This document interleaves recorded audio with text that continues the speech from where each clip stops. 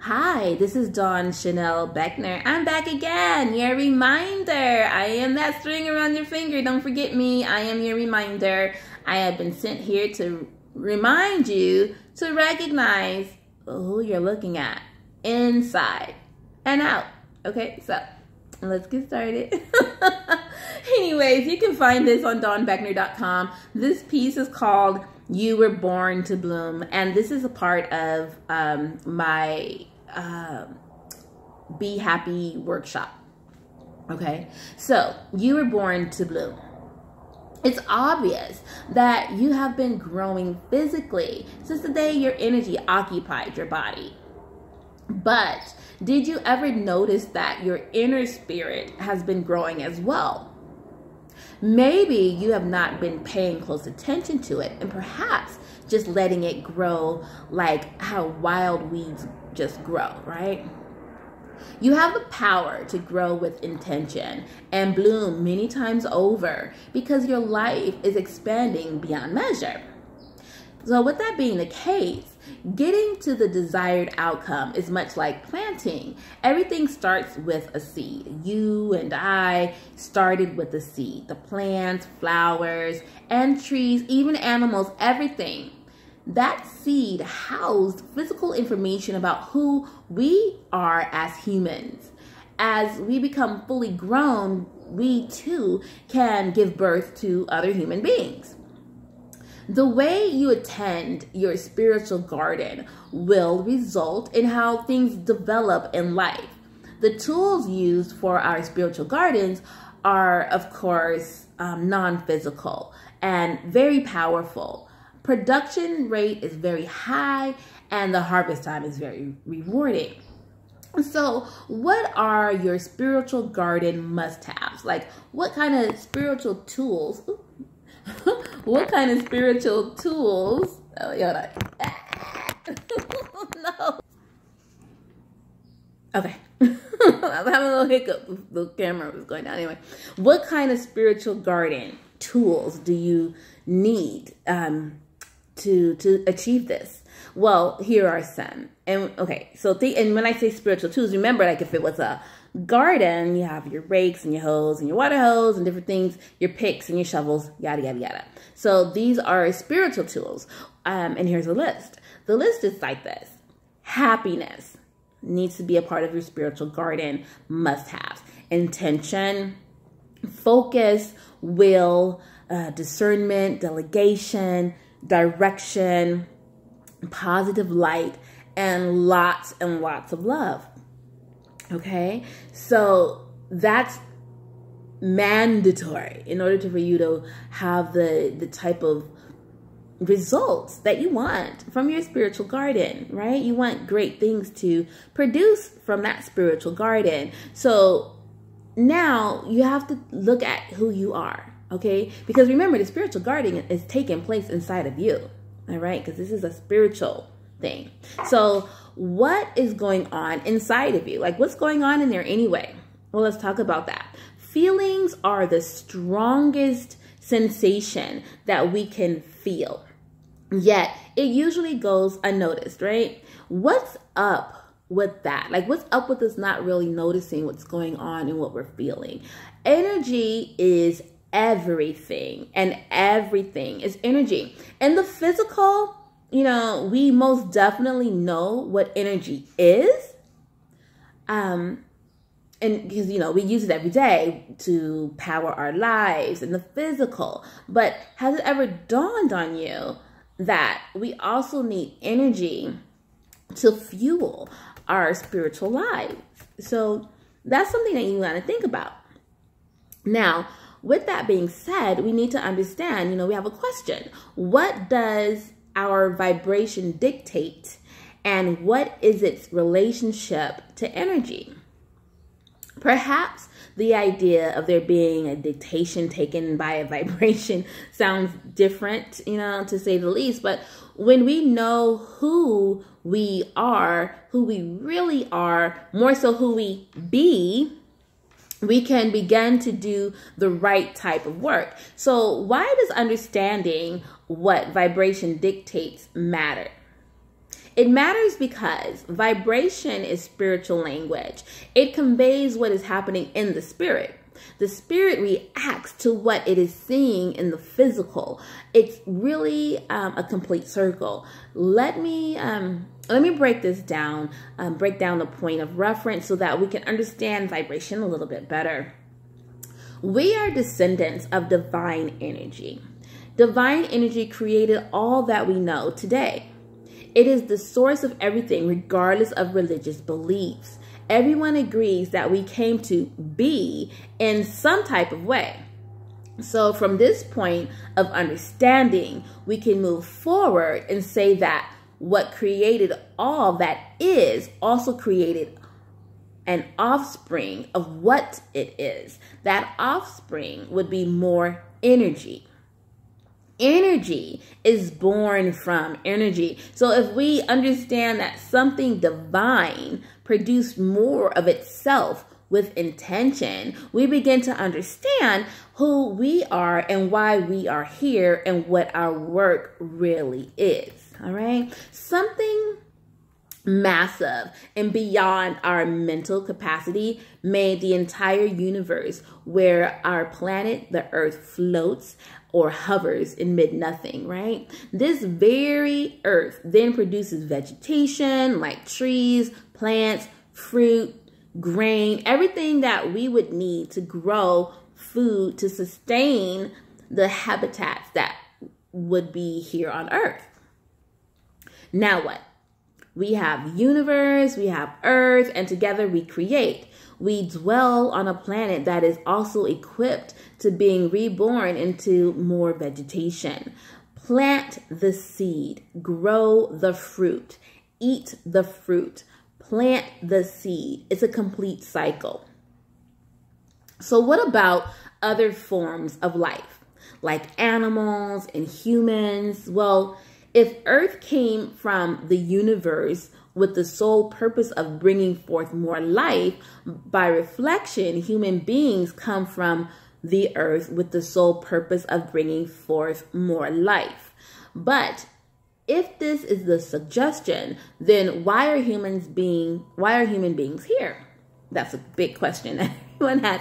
Again, energy is everything. But when energy becomes what energy becomes is up to how the physical body and the non-physical spirit work together as one.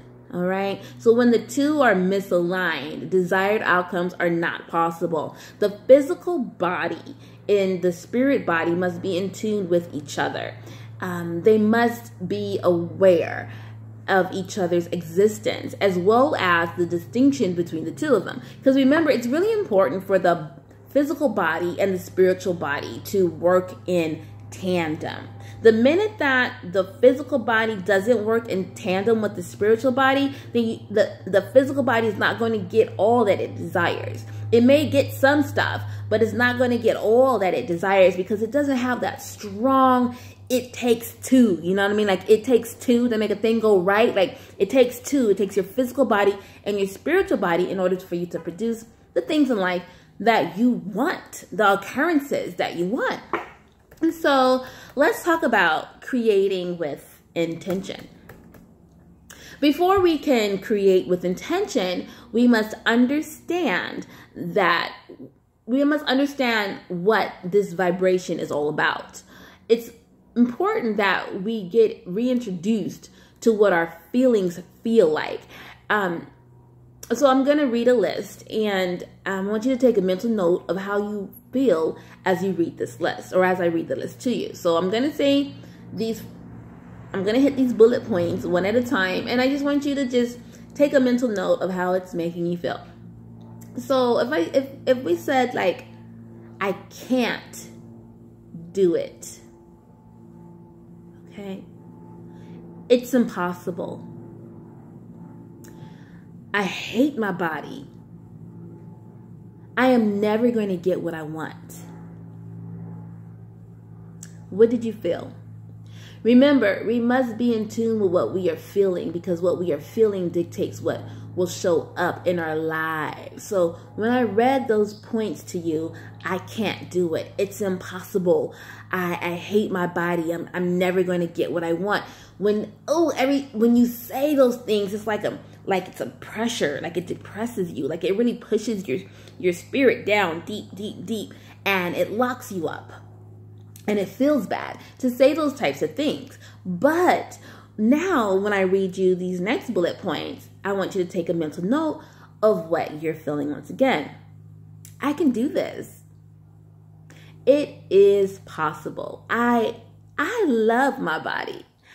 I am always going to get what I want. Now, as you say that, like that vibration just rises and it just feels good. It's a relief. Okay, especially after saying those other bullet points and coming back and saying the more positive bullet points, then you really do feel a sense of relief.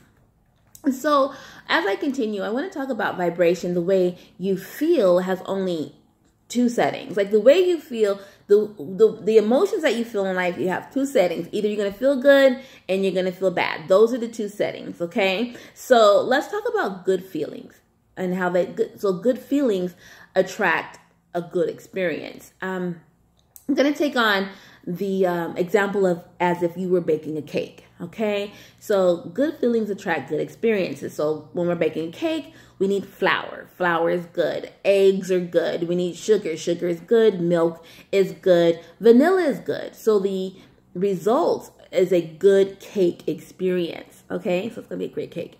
But bad feelings attract bad experiences. So dirty flour is bad, rotten eggs are bad, salt instead of sugar, and spoiled milk, bad.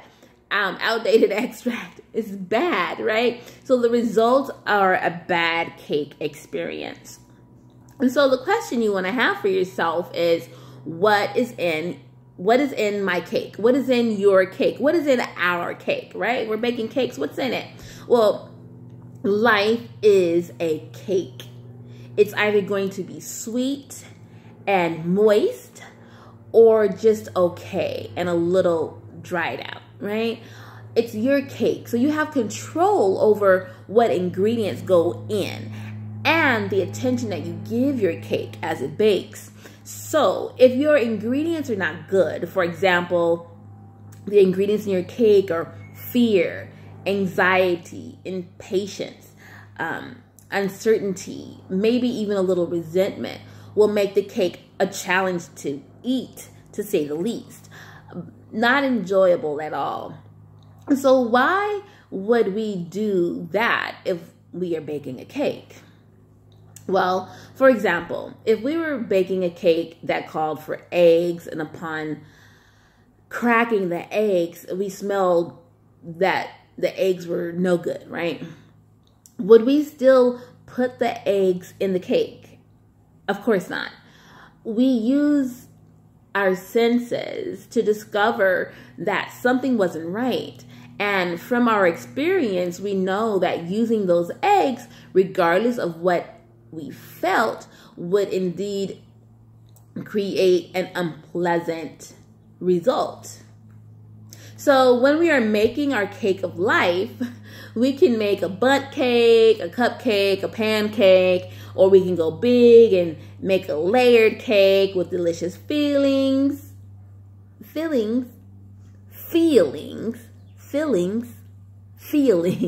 and frosting that melts on our tongues with sweet delight.